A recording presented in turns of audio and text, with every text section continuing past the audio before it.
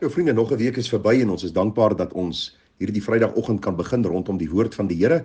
Nou vanmôre gaan ek bietjie met u praat oor die man wat die goeie saad in sy grond gesaai het en hoe die vyand die onkruid kom saai het en dan ook die betekenis daarvan en hoe dit op ons van toepassing is vandag. Nou die gebed van my hart is dat die Here vir ons wysheid sal gee en kom ons lees saam uit Matteus 13 vers 24. 'n Ander gelykenis het hy hulle voorgehou en gesê: Die koninkryk van die hemele is soos 'n man wat goeie saad in sy land gesaai het. Maar terwyl die mense slaap, het sy vyand gekom en onkruid onder die koring gesaai en weggegaan. En toe die spruitjies opskiet en vrug gevorm het, toe verskyn die onkruid ook. En die diensknegte van die huisheer het gekom en vir hom gesê: Meneer, het u dan nie goeie saad in die land gesaai nie? Waar kry jy dan die onkruid vandaan? En antwoord hulle: 'n vyandige mens het dit gedoen. Toe sê die diensknegte vir hom: Wil u dan hê dat ons dit moet gaan bymekaar maak? Maar hy antwoord: Nee, dat julle nie miskien, as julle die onkruid bymekaar maak, die koring daarmee saam uittrek nie. Laat albei saam groei tot die oes toe. En in die oestyd sal ek vir die maaier sê: Maak eers die onkruid bymekaar en bind dit in bondels om dit te verbrand, maar bring die koring bymekaar in my skuur. Weer eens het ek vir u gesê, vriende, dat die hart van 'n gelykenis is altyd belangrik om raak te sien. 'n Gelykenis was 'n aardse storie met 'n hemelse betekenis, maar ook 'n toepassing op die hier en nou, want u sien, as ons 'n gelykenis hoor, dan moet ons weet dat die Here vir ons 'n boodskap deur wil gee, hoe ons gereed moet maak om hom te ontmoet, sodat ons eendag voor hom kan staan om rekenskap te gee. Nou baie interessant is hierdie gelykenis waar die man die goeie saad gesaai het en die vyandige man die onkruid gesaai het, volg op die gelykenis wat ons al reeds hanteer het van die saad wat gesaai word en dit val op 4 verskillende plekke. Jy sal onthou, die saad het op die pad geval, die rotsagtige plek, die dorings en dan ook die goeie grond, en ons het al reeds 'n paar boodskappe daaroor gebring. So wat is die doel dan van hierdie gelykenis wat die Here Jesus direk daarna vertel?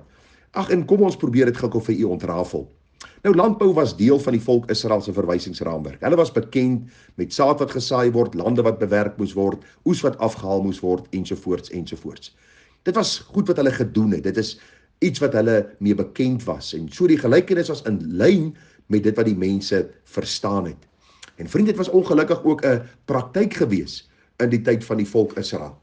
As 'n bose vyandige mense teenoor jou opgestaan het, en daar was tye van oorlog gewees, of jou bure was vyandig teenoor jou, het hulle dikwels hierdie slegte taktiek gehad, en hierdie slegte ding uitgevoer, om wanneer jy klaar jou land geploeg het, en jou goeie saad gesaai het, om in die aand wanneer jy slaap, onkruid tussen jou saad te gaan saai, sodat jy 'n misoes kan hê.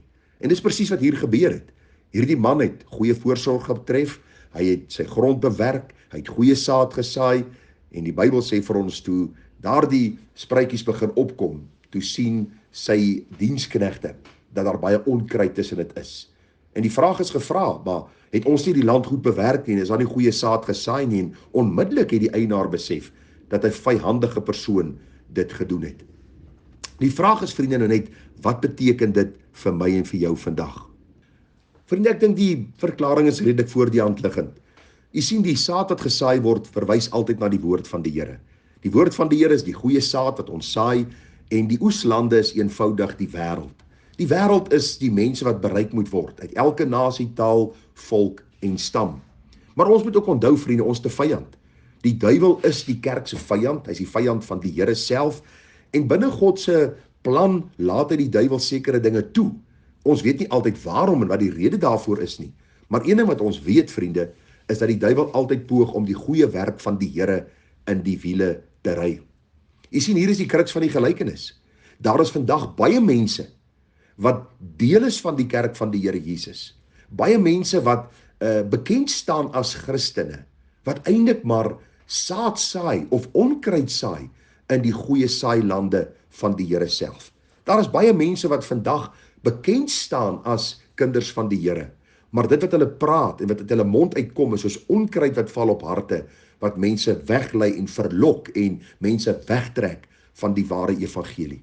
Ek wil vir u sê, ek dink die oorgrote meerderheid predikante vandag, pastore, apostels, noem hulle, al hierdie mense, die oorgrote meerderheid is mense wat deur hulle woorde onkruid saai, mense op 'n dwaalweg bring en Die Bybel sê vir ons, die hartseer is dat die kerk van die Here gevul is met geredde en ongeredde mense, juis omdat die waarheid van die woord nie meer die allerbelangrikste saak is nie.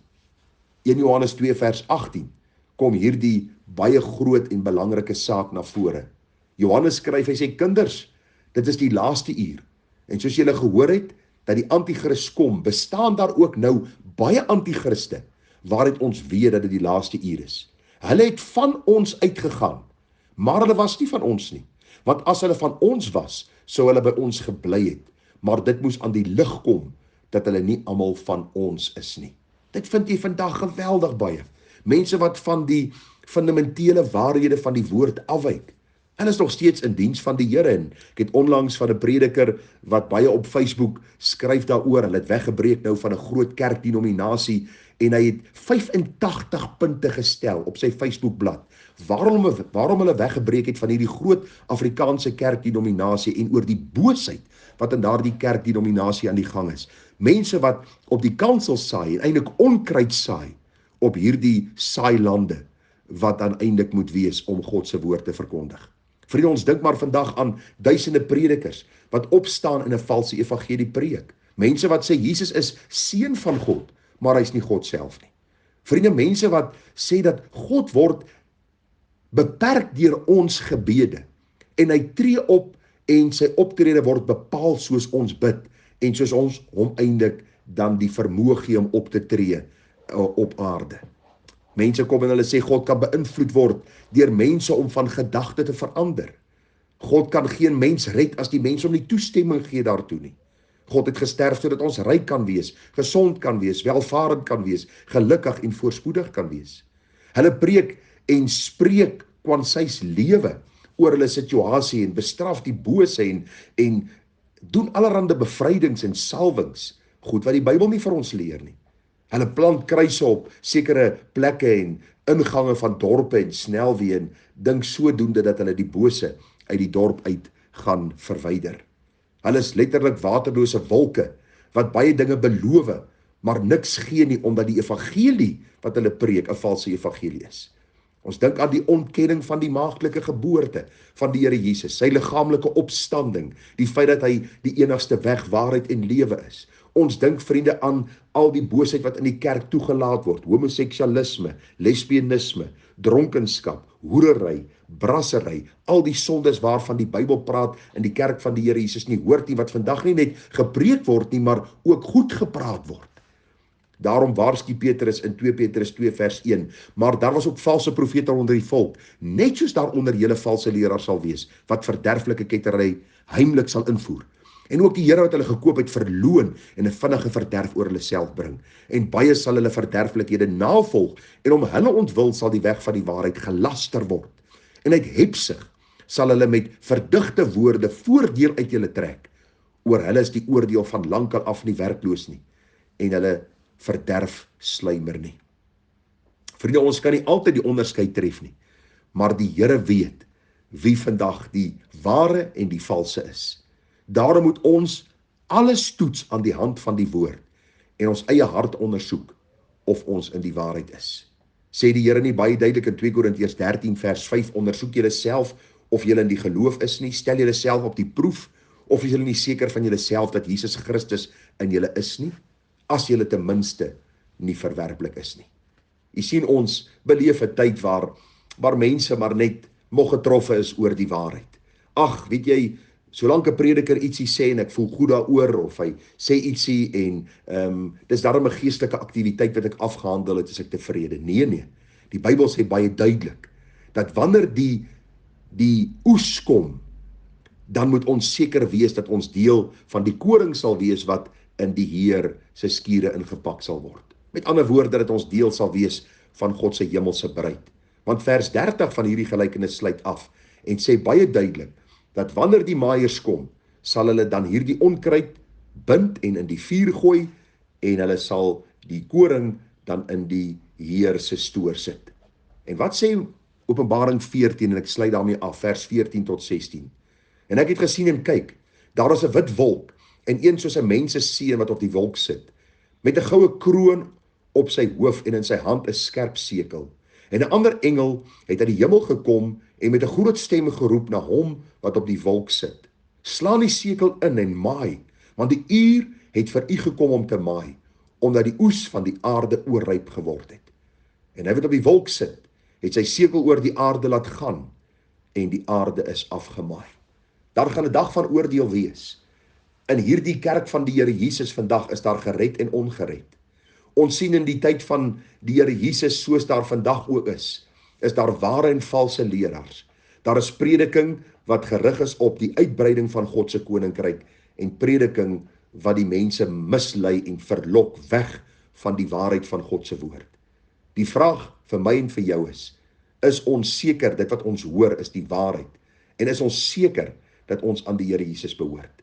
Vriende, u mag miskien vra nou, waarom lê ek dikwels klem op hierdie saak van sekerheid? Want jou en my ewige siel hang daarvan af. Al die ander goed op aarde is verbygaande, is tydelik. Ons kan minder tyd daaraan spandeer.